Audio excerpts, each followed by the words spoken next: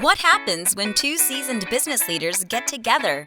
They talk shop, of course. Sit back and listen in as Scott DeLong and Vince Moiso share from their experience around current issues facing executives, entrepreneurs, and their leadership teams. The CEO Podcast starts now. Hey everybody, Scott DeLong with the CEO Podcast here again with Vince Moiso. Another episode. This is episode number 22, and we got Lesley Boyd with us today.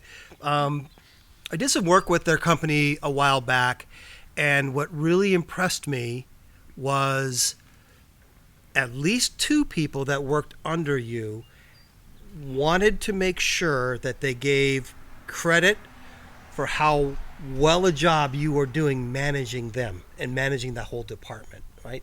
So what came to me was that this whole remote workforce is difficult for people. It's difficult to learn how to inspire, manage, lead, whatever the right word is going to be, and make sure that you're getting the work done, not micromanaging, keeping people connected. And when those folks were talking about that during this course, it's like it hit me and it said, no, people need to learn how to do that. And if someone's got that mastered already, or at least has some formula that's working, right? Then we need to talk about it. We need to hear what you have to say. So we're going to get to that. So what sparks you in this conversation? We've talked a lot about remote working and the need for it, and we've talked about this hybrid model. We've talked about businesses that have just resisted it. We've talked about businesses that have completely opened to it, and we've had a guest on that talked about her experience and how the business just decided to work in a hybrid format and all. So we've talked about the need for it, right? And theoretically how to handle it, but now we got a practical solution. Well, no, yeah. So, right? so that's what I was driving at. Is I think, Scott, you and I have agreed that remote working is here to stay. I mean, I think it's just become, it's already become just a intrinsic part of what I say running a business, and the workforce is demanding it. So what we're finding out, and we've talked about this, is that people are, when they're interviewing for a position, one of the first questions they're asking is, can I work remote, right? Like, we know that that's just dominant right now. So it's become this expectation. What we haven't talked about is how to manage it. Right. Like, how the heck do you, are you working with this remote workforce? And I've talked about my own experience. We've had others that have kind of mentioned their experience, but You're the case study. What are you doing to get these people to brag about you in public? That's I mean, besides paying them off. Or... Okay, I get that. Yeah. So how do you do it? What's the secret formula? How do you practice? Group, individuals. Just talk a little bit about your style.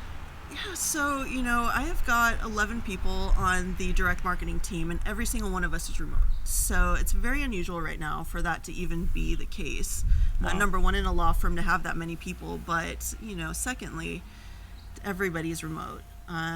We started out everybody in the office before COVID, and it was a lot easier, I'm not going to lie, to schedule meetings, everybody have that FaceTime with each other, and stop into people's offices if you needed anything. But starting in 2020, when everybody went home, we had to kind of develop a new way of, for lack of a better word, managing a team. And some of the teams had a lot of growing pains, and I was very, very fortunate because my team actually has produced more being at home than they did in person. Not that they were a low performing team before, but now, the stakes have risen so much. Interesting. Yeah. So I think for me, the transformation from in office to, remote work actually was a blessing in disguise. People seem a lot happier working from home because they get more time with their families, with their animals, with, what have you. They don't have to commute, and they actually are very focused on what they're doing because they're not distracted. So you talked about people being more, your team in particular, being more productive. How are you measuring that? Like, like it feels like they're more productive, or they're more productive? They actually are more productive. Over the course of COVID, we actually had to create a new way to run conferences, online conferences. And we explored the idea. We had no idea if anybody would attend, but everybody went all in, and we had some great experiences. And then, after COVID, my team had a couple more shows, and we've never had more people. And so that goes straight to my team. They're busting their butts getting things done, and it really shows. Part of what we do is also to garner more attention for the law firm and get more leads to the law firm. Yeah. And those have gone up exponentially too over the past couple of years. So here's my biggest question, because so I'm hearing a radical increase in performance that's measured by the number of leads that are generated for the law firm, and so you've got this measuring stick that has showed, great, my team went remote, and we've got higher performance from the entire team, and here's the result of that. What about connection? Has there been any connection lost among the team or with the company in general? That's a great question. For my team in particular, I actually feel as if we've become closer, because we have to use our time wisely. We don't see each other that often. We see each other over Zoom, several times a week, and we use that time to really hone in on, what do we need to talk about today, what needs to be done, what's missing. And, I make sure to save time in all of those conversations to discuss the individuals themselves. Personal conversations. Absolutely. Good. Absolutely. I want to know their husband's name. I want to know their dog's name. I want to know whether their daughter or son, did well in their baseball game. Yeah. Well, yeah. When they had a desk, there was a picture of that husband there, and now you don't have that to go walk by. Absolutely. Yeah, that makes sense. So I'm curious, because marketing is creative.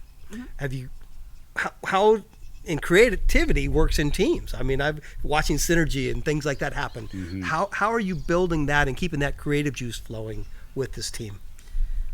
You're right. A lot of creativity comes from those personal connections. Okay. And with my team, especially with the people that I work closely with on a daily basis, we ensure that we set enough time together over Zoom, and we hash things out right then and there.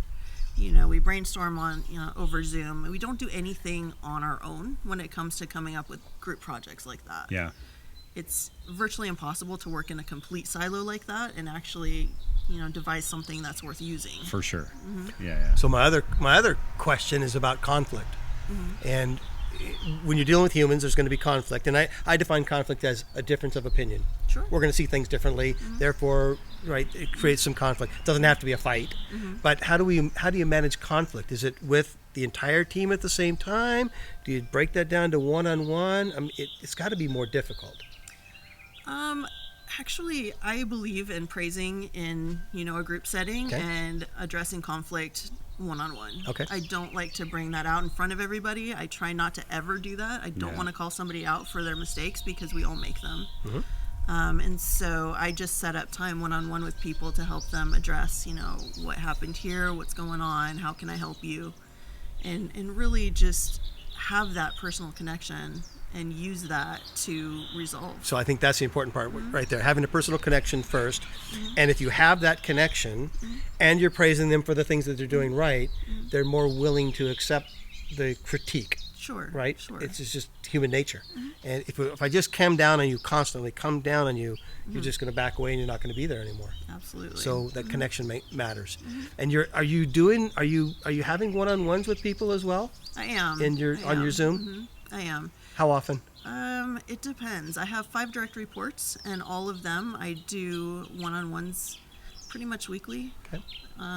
For the rest of the team, I do try to make time to at least have Slack conversations once a week, but I'm not going to be meeting with them individually once a week. I just need to gauge everybody's, level of anxiety, I suppose, stress. Because I think working from home, there is another level of stress that's attached to it, because you are isolated in a way. There is, yeah. There's absolutely. no question. It just comes with a whole different different dynamic. What I'm hearing from you is that as I'm listening to you speak through it, I've heard a couple of things. One is you strip away. Okay, so now you've got an entire team that's working remote. So you strip away the distractions that the office brings. And immediately I thought, okay, that creates time, right? Like you get time back. Then you eliminate the commute. That gives you time back, right? And stress levels. So you got time plus time, starting to pile up.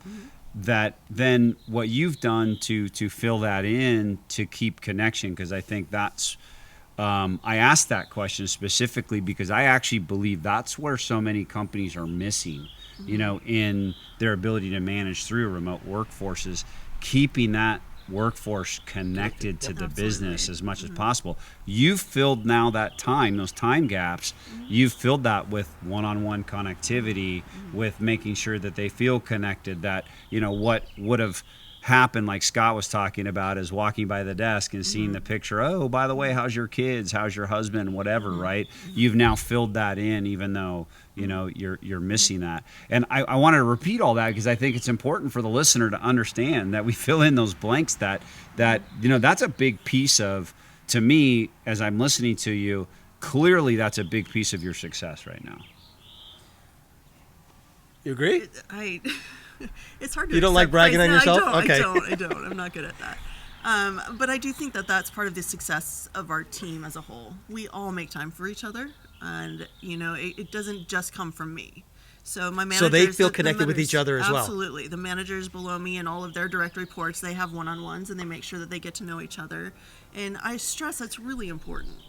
And so even in the most recent hires that we've had, I made sure that during onboarding, I asked specific questions, and we even created a Kahoot, if you guys know what that is. It's a game, like a trivia game that we play with our team. And I had them fill out a whole questionnaire about themselves, and then as a team, we played it together to see how well we knew each other. And it actually led to some more stories and more bonding and just getting to know you, because you generally would have that in person and you can't. So you have to think of creative ways to really get that team bonding together. That fits with there's an onboarding technique that I like to use when somebody new comes in. In a typical place, they kind of sit at their desk and they wait for people to come by to figure out. So I did something completely different. I created a diagram of the office. Desk here, desk here, desk. Now the new hire needs to go around in the next week and go tell me who that person is, what they do, and 2 personal things about them. And you're going to come back and tell me these stories, right? So it takes the awkwardness of going to meet somebody new because the boss told you to do it. Right. And your Kahoot thing that's in along with that. And I just love that. It forces people to get out of their shell, and it's not their fault. Even the introvert can do it because they were told they had to. Sure. Come back, and then you're going to report to me and tell me something interesting about the person that sits at that desk over there. And now remotely the same thing, right? Yeah. Set some Zoom calls up and find out who these people are that you're working with. Yeah. I love that. Well, yeah, you're finding ways. That's again, that's just another example to me. Is like you're finding ways to fill that time in with connecting your team. And then keeping them connected to the business, which is such a big deal. And I think businesses have struggled. I mean, again, in my opinion, but I think a lot of businesses have struggled really to succeed with a remote workforce because they've allowed the disconnect to happen, and they haven't filled the time. They're not having the one-on-one meetings. They're not having more meetings, right? Where people can't. They can work on their own to a point, right? To a point, because like we said, working at home comes with its own dynamics where it has its own set of interruptions and disruptions and things that are going on, from the dog barking in the background to the kids, just thinking you're available 24/7 now, to Amazon delivery, to the spouse, to the spouse. I mean, Sure.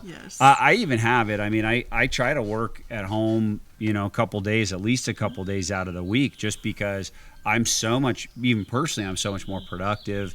I've got a little bit of freedom. I don't have the stress of the commute, for all the reasons that you stated. I do that myself. But, the Amazon delivery is classic. Doorbell rings. My dog is losing his shit, right. Yes. just going bonkers. While And you're I'm on a trying to Zoom be call. on a call. Absolutely. I'm hitting mute. I'm turning my video off. And I'm like, oh my Doesn't God, fail. this is a disaster.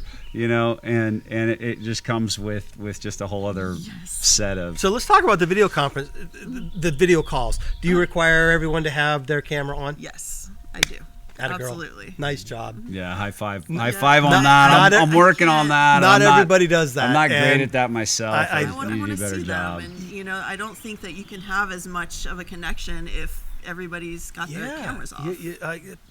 So there's written language, there's oral language, and there's body language.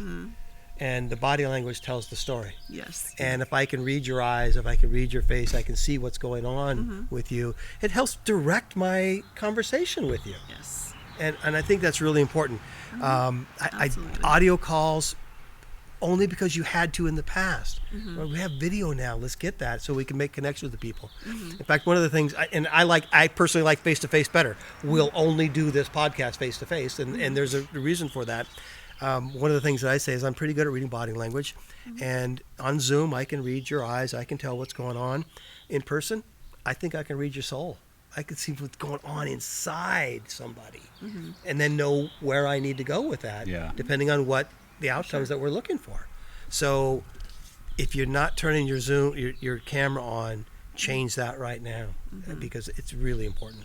Definitely. Yeah, I agree. Definitely. I got a question for you. So we talked about a team of 11, right? And were they all, is this same team of 11, were they all in place pre-COVID? Oh, no. We've done a lot of hiring since Okay. COVID. There's only 3, 4, 5 of us that are now here in California. That was going to be my Yes. question. That's the follow-up Yes. question. Is that's what I Yes. was curious about, is that has changed your hiring. It has. Yeah. And actually, it's changed it in a great, great way. California has got amazing candidates. Not going to knock California, but if you want the best candidates, now the world is open to you. Yeah. Yeah. I've got people in the Philippines. I've got our data analyst is in London, and they're all able to work with us. How do you handle time zone differences then? We try to have our Filipino employees work on the California Pacific time. Okay. And then Rob in England, we have him join when he can. When he can. Yeah. Okay. Yeah, and that is one of the difficulties Yeah. of getting people aligned in time. Yes. I find that when I'm dealing with people in London, and they should be eating dinner instead of like being on a Yes. call with me. So it does make it more difficult It does, yeah. to handle that. It does open the world to you, though. I Sure. mean, It from a does. talent perspective, it is interesting, and then you get you're opened up to just a different set of workforce on top of that. And there are, let's face it too, it's different. The hiring process becomes different because what you're looking for is there are people that aren't great at working remotely too. Absolutely. And you've got to be able to weed that out. Absolutely. I want a high performer, and I want the talent, and I also want somebody that, has the ability and has the experience to work Yes. remotely. So you got to look for all of that. So it's changed, I assume it's changed your hiring process, and certainly Yes. has opened up the world as far as talent goes, Yes, right? it absolutely has. Yeah. We were looking for a remote employee to do social media for us because, quite frankly, we couldn't afford somebody in California. Yeah. The price is Sure. ridiculous. Yeah. And so we were able to find somebody in Florida who has been absolutely amazing and integral in changing our whole, social media feeds and everything. And we would never have even thought about doing that pre-COVID. Interesting. Yep. We wouldn't have opened that up that way. It is more difficult for the manager, though, I believe. The employees, there's issues there, certainly for them that have to deal with, but mostly it's a positive for the employee to be able to stay home. But for the manager, it is more difficult, especially if you have some people in the office, some people out of the office, and you bouncing your time around, your bosses, wherever they are, right? Yes. At the same time. It is a much more difficult process for someone in your position. It is- Did it you is struggle with that at all when you... It's funny. I don't think I did. And the reason for that is that before joining this firm, I was remote for 15 years. Wow. So it was a difficult adjustment for me to go into the office. Having the ability to go back out again, I was on board 100%. And so you're it was working good. remotely yourself? I am, yes. How often do you go into the office? Strangely enough, today I was in the office for the first time in a month. Oh, wow. But I go in for specific meetings, or if I need to be there to help set up for conference stuff. But for the most part, I just work from home. Is there a chance or a time that you've thought about bringing all these remote people in together for some social activity? We actually do that. Geraci has been amazing at getting all of our U.S.-based employees to our holiday parties. Okay. So they will fly them in with their spouses, and we get some FaceTime with them. Nice. My team probably, unfortunately, will never meet in person all of our Filipino employees. Wow. It's very, very difficult to Sure. make that happen. Sure. But I've got 2 U.S.-based employees on the East Coast that we see very infrequently. So it's very nice that the firm was, willing and able to fly them out for special occasions. Is it worth it then? Is there a benefit to flying them out? Because it's certainly expensive, but is it worth it? It is. It helps create the whole overall firm culture as well as strengthen the bonds in our team. Because while they're out here, we do dinners and, outings together, which is great. So And you then they go away. you actually brought up my next question. So you brought up culture, Yes. and I was gonna ask. Scott and I talk a lot about culture and the importance of culture. And okay, so we continue the conversation around connection to the business. Culture is an important part of that, right? Absolutely. And so you just talked about flying in U.S. employees for these annual events or whatever, and the importance of that, and the importance toward culture. When you have a team like yours, where you've even got some international that don't get that, how are they tapping into the culture of the business, and what are you doing specifically as a manager to allow them to experience the culture? So Geraci does a really interesting thing, and it's called Stand Up. So twice a week they have all remote and all in-person employees join on a Zoom call, and they have Twice a week. activities. Yes. So Oh, Wednesdays wow. and Fridays now. They have activities of sorts. So on Wednesdays now they're doing Ask Me Anything, and all the managers and partners are, they're getting peppered with questions from the firm. Truth or So dare for the partners, huh? basically, I just had to go through it too, but it wasn't too bad. And then on Fridays they do either a game or, they come up with something else to get everybody, remote and local, all on the same page, and then, talking about the same things. We also do monthly all hands, where Anthony will do a presentation that'll talk about everything that's going on in the firm, and each of the department heads tells a little bit about what's going on their team, which is great. So they're I love actively that. trying to make Yeah. sure that they're keeping everybody together and engaged. Wonderful. Well, how important do you think that part of the culture and keeping people engaged in that way? So it sounds like that's an integral part of the culture that the company's created. Is how important is that to you? Especially with this remote workforce that you're managing. Specifically to me, in terms of them attending. No, I just think how important is culture? I want to get your My opinion opinion. on culture. And so how are you personally bringing culture? So what I heard you say is the company twice a week is having this engagement. Great. I get that. And that sounds like that's a culture that is created there. I'm asking you how important it is to you personally as a manager, and how are you in your daily calls and your one-on-ones and your meetings, is like, how are you bringing culture to them? So, that's an interesting question. When I joined the firm, culture was the number one reason why I joined. I thought it was great because they're not a typical law firm. They're very, they aren't very stuffy. Everybody's very approachable, and that is why I started there. And I try to make sure that I also am that way to everybody that works for me, so that they feel comfortable coming to me, just as I feel comfortable going to any partner at any point and discussing something with them. So that part of the culture is huge on my team. Well, the other thing that I notice is that they're very candid with each other. They are very They candid. will say what they think. Absolutely. Right? I look at it like this: say what you mean, just don't say it mean. and it seems to be the case Yes. with your organization, and, which is part of the culture. So the lower level employees can do the same thing. Absolutely. Because in the course we had a couple folks that weren't managers that were in the group, and they had no problem speaking up, Yes. saying what's what, right? And that's great. Yeah. Wonderful.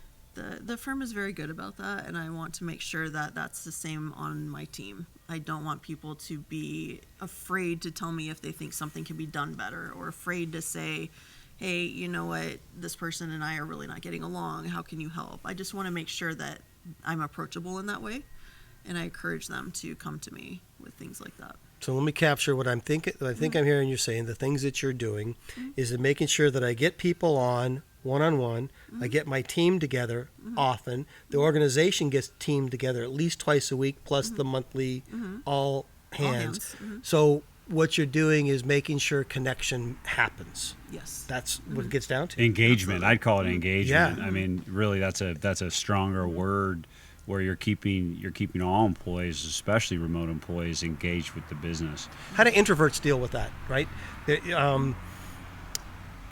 When all this happened, I had to learn how to do Zoom a little bit different. And normally, if I'm teaching a class, I don't call on people. In Zoom, I had to, because people were being more polite. Right. They were waiting for someone else to speak, and there was more dead air. And I had to learn to look for someone to ask a question to.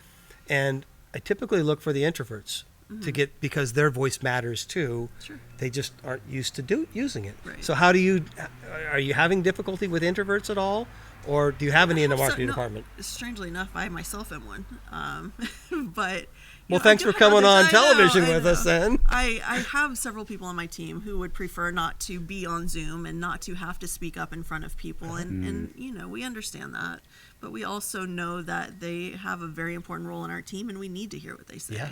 And they recognize that, and they're willing to talk when they need to. But even that point is to make sure that people know that their voice matters. Absolutely. Right. I know you don't want to use your voice, but Yes. it matters. Absolutely. Yeah. Absolutely. Scott, in addition to what you said, though, going back to this culture piece, I heard that loud and clear, that culture is critical for you, and the way that you're ensuring that they're getting a piece of that is as the firm. I heard you say one of the big reasons you came to this firm is because of that culture, the open culture, and so it sounds like you're conducting meetings in that way. You're leaving. You're creating that same atmosphere with your team as much as the company has done for you. And I wanted to capture that. But I'm going to say probably even better, because I focused on what her folks were saying. The rest of the folks were good, right, within the class. But your people were bragging on you in public. That's why you're here. Well, I'm capturing that for our listeners too. So anybody who's listening right now that is struggling with a remote workforce, right? You got to capture these little nuggets of what's successful here for Lesley, right? Like, it's like this is important. I'm hearing connection, I'm hearing engagement, I'm hearing culture, I'm hearing, it's not. I think people are trying to listen for these tactical. If I just do this, then no. I mean, it's a bigger picture, and I think the word that we've been missing is probably the consistency of it. So it's not it's not just this one time. It's not just this one meeting. It's like, these meetings are happening a couple times a week, once a month, and all hands. And then you're following up with these one-on-ones with your team and additional team meetings, and then setting expectations and bringing culture to your team, all these things. So it's listeners, it's like, it's not simple, right? There's no tactical formula. What it is that you've got to bring all those things together.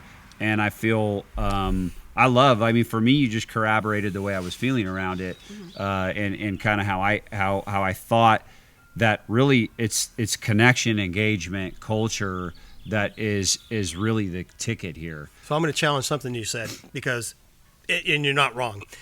It is simple. It's just not easy. Right? These concepts are very Better simple. said. Treat people like people. Yeah. They tend to like that. Yeah. Right? That your humanity matters to me. Beyond that, it is the people on your team too. And I am very fortunate that all of my team is fantastic. So, you hire, a lot of people hire for culture or they hire, for skill, but I've hired for great fits in my team.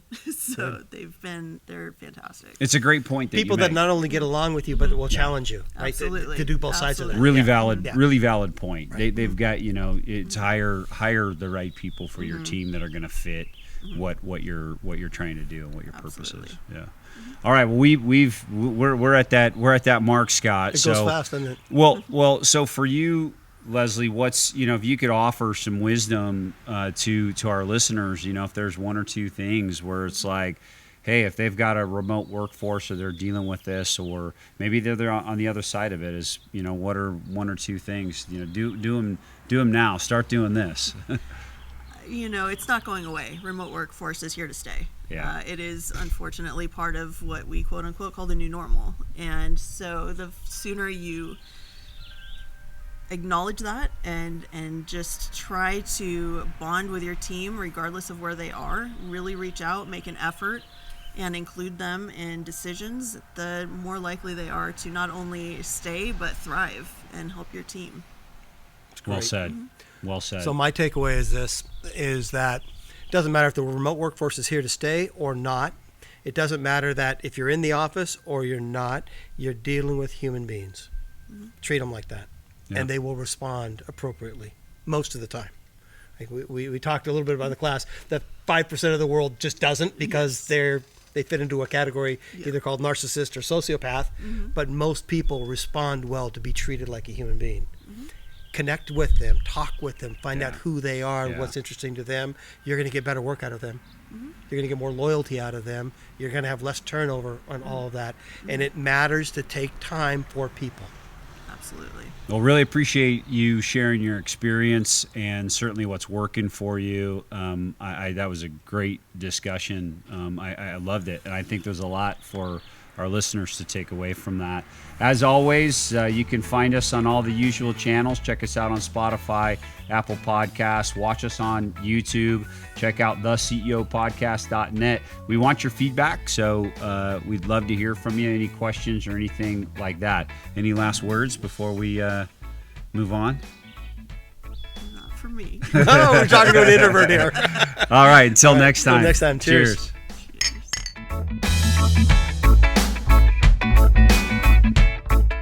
Thank you for joining us for the CEO Podcast. Please visit us at theceopodcast.net, where you can learn more about our co-hosts and listen to past episodes. If you would like to have a discussion and dive deeper into any topic, there is also an option to contact Scott or Vince to schedule some time with them. Thanks for listening.